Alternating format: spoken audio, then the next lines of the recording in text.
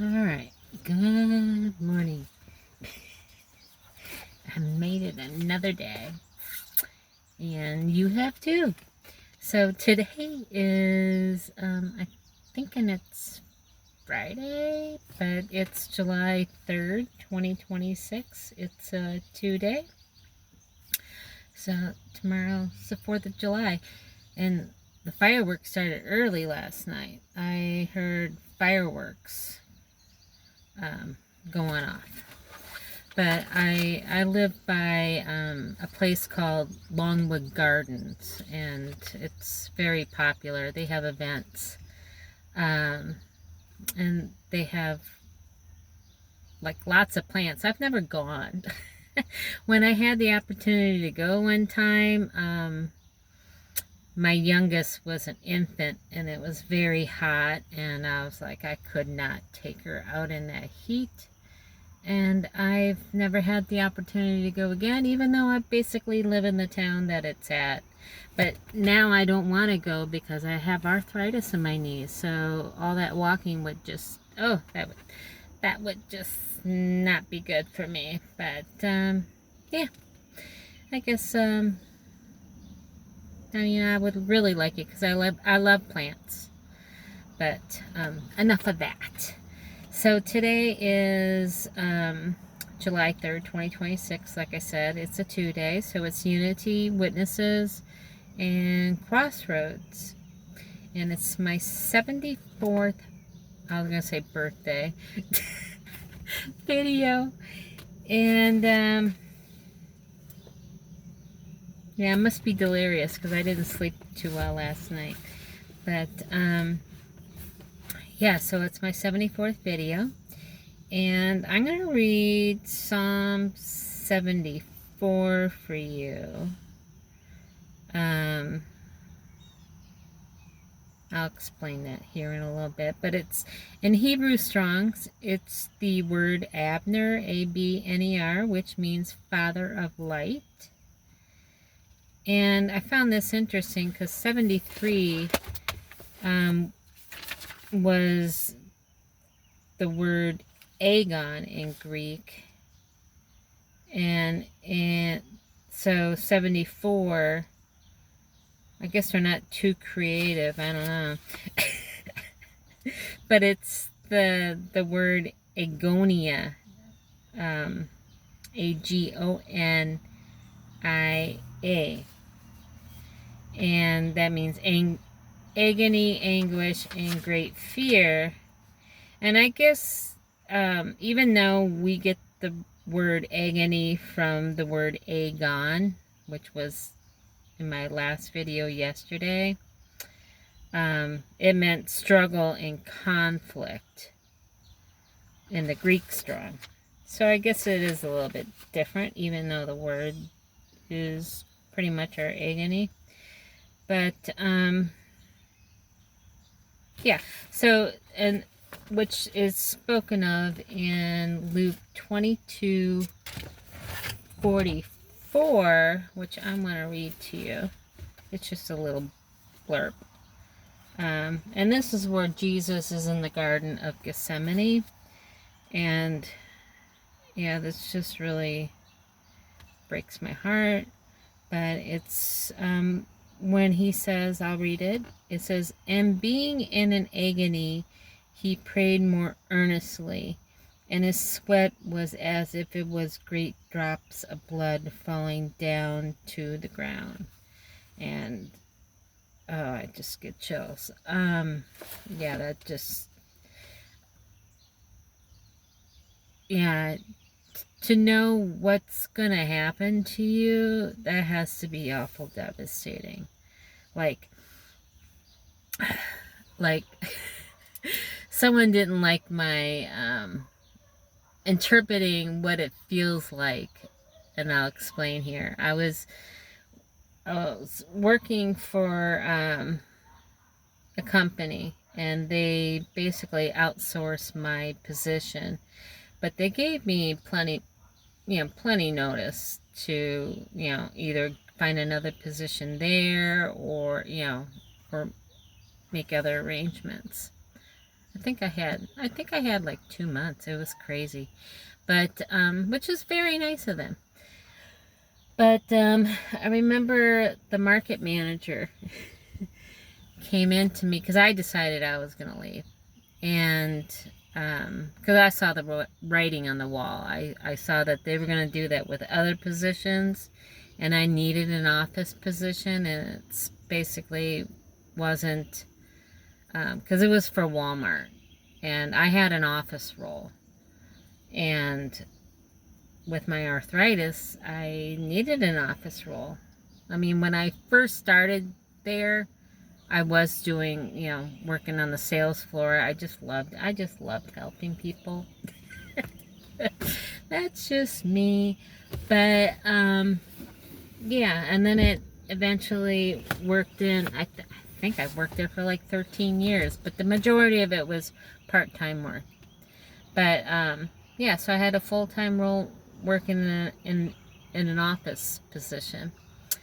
And when the market manager came in one day to talk to me, she asked me how I was feeling, and I said to her, to put it into words, it probably feels like when a doctor tells you you're going to die. Like, I knew my end was coming, and it hadn't come yet. And I knew it was coming, and it was just that feeling. I guess that's probably what my mom had. My mom passed away from a brain tumor. Oh my gosh, like 30 years ago, 31 years ago. And yeah, I just remember that like blank stare on her, to imagine what she was thinking of, because she knew it was inoperable. I mean, it was non-cancerous, but it was inoperable due to the location of the tumor. And yeah, I was 30 years old when she passed away. But yeah, oh my gosh, getting off topic here. But yeah, so to know that Jesus knew what was going to happen to him, I can feel that, because it would probably be similar to like someone telling you, but being crucified, I mean, that oh my gosh, that's, yeah, it's not like you're just dying, it's the way you're dying. Yeah. Okay, enough of that. So let's read Psalm 74. And it's about the destruction of Solomon's temple. It mourns the destruction of the temple and asks God to remember his covenant and vindicate his name against the mocking enemies. So it models for making an argument. I guess this models how you can make an argument to God that is based on his law, his character and works, and his promises. So Psalm 74. O God, why hast thou cast us off forever?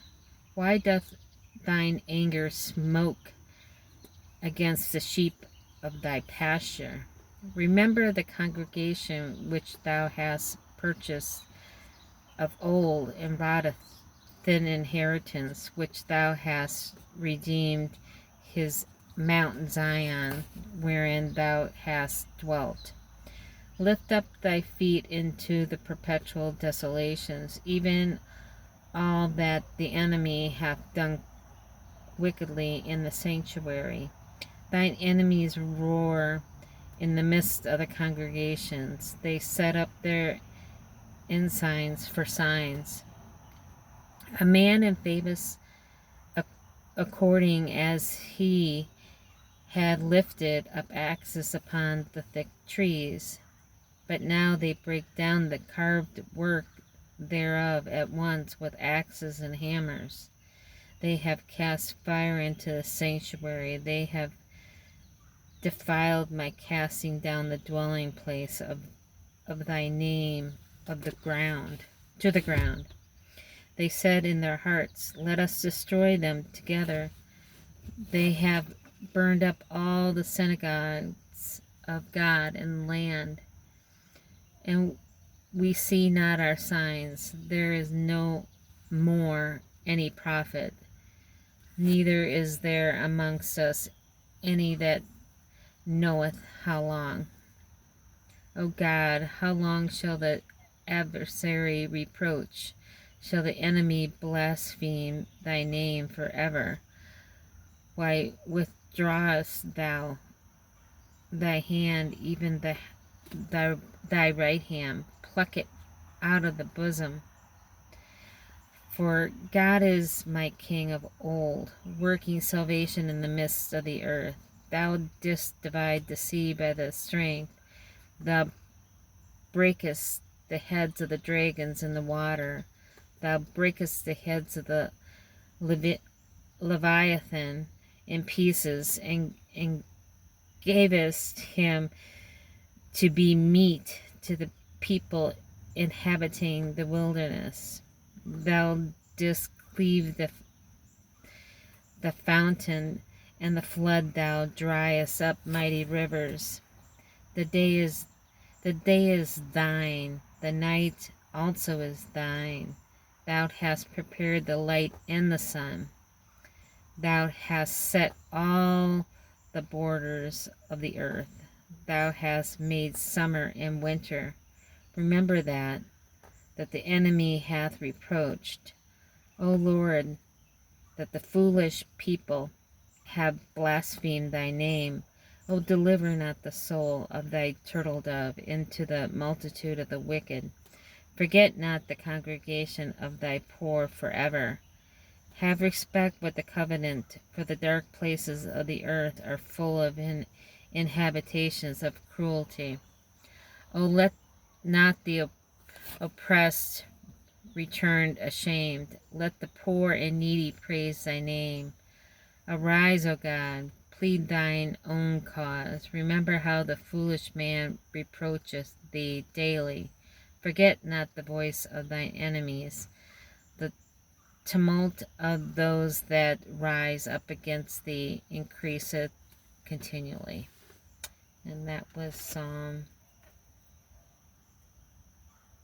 74. Oh, this is weird. I'm just looking at my Bible, and it says, I was looking at the next Psalm, and it says, of course, Psalm, oh, here it is. I thought they skipped 76 in my Bible, but they didn't. But, yeah. So, that's it for today. I hope you all have a great day. Stay cool if it's hot where you're at. I think it's supposed to be 101 or something today, or 100. I don't know what the heat index is going to feel like, but yeah. To another day. Let's look up. I pray. Jesus comes very, very, very, very, very soon, like seconds. I can wish. So I love you all. Have a great day. Bye.